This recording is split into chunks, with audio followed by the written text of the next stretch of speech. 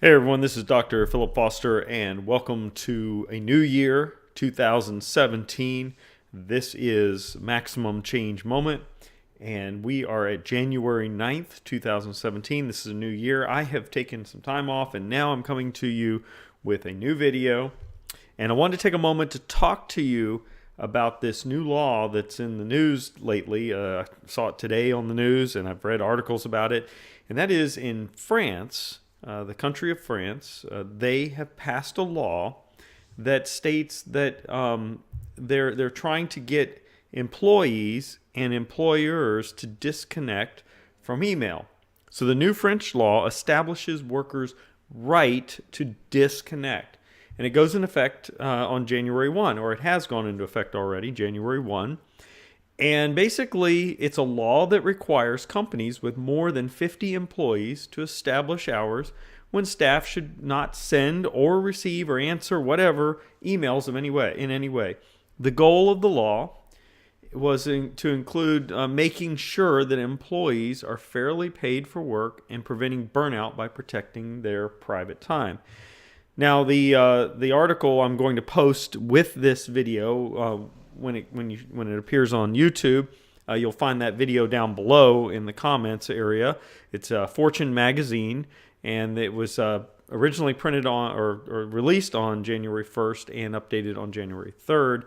And the article is by David Z. Morris. So this is just giving you full accountability for where I'm getting this from.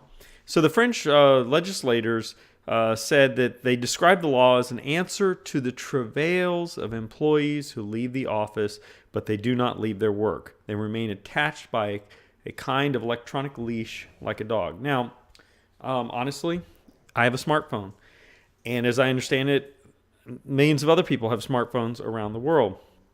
And so it's very easy to be connected all the time.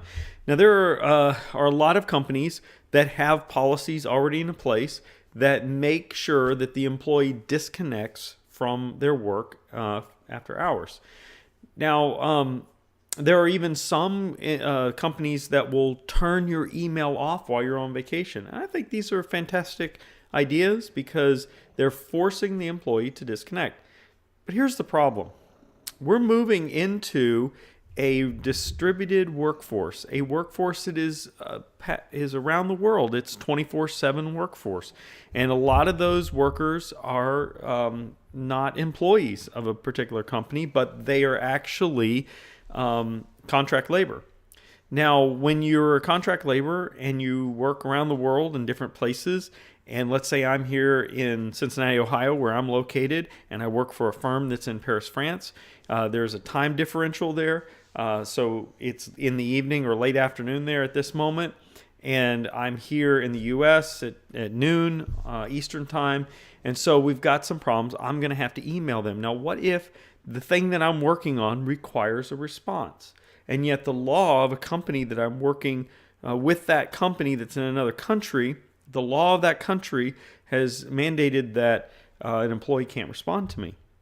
Well, that causes all sorts of problems, especially when time-sensitive matters are at hand. Now, I understand that these are nuances of why I believe this law won't work, but here's the bigger issue.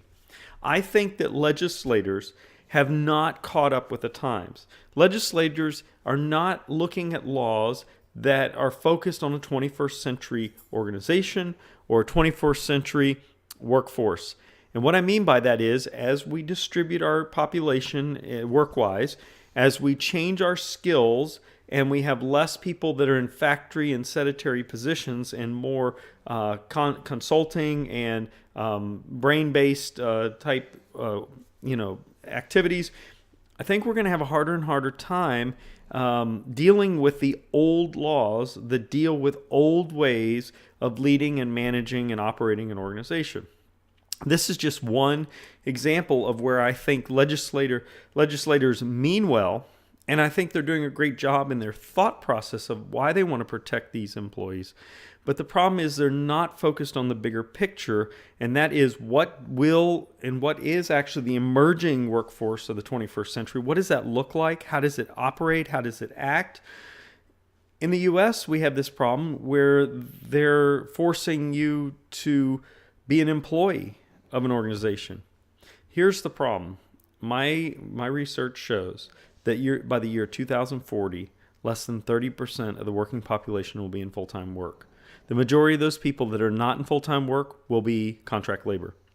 So we have all these laws on the books right now, and it is now 2017, so we're a little over 20 years away from this estimated dichotomy that we've got coming up. And so, legislators need to stop writing laws that are only focused on the present and figure out how to change them so that we have a better opportunity to bring these people that are underemployed and unemployed into the workforce. We're not dealing with skill training. We're not dealing with any of that. And then we're writing laws that are going to inhibit employees from working as a self-employed consultant. So I know I've gone on this rambling rant about this law in France, which has absolutely no bearing effect on me in the United States at this moment. And I'm not meaning any ill will to the French, politicians and their desire to do well here. I think that what we need to be careful of is, as we look at laws into the future, that we make sure that they're 21st century ready, that they're not just looking at some very small sliver of a fix for a current problem.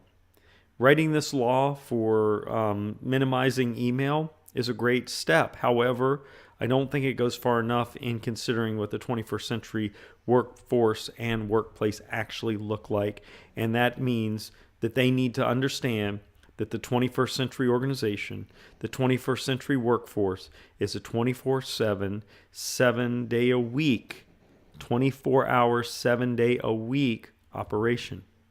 Do I like it? Not necessarily. Do I agree with it? Not necessarily, but it's our reality. And so that's all I have for right now. Sorry for the rant today.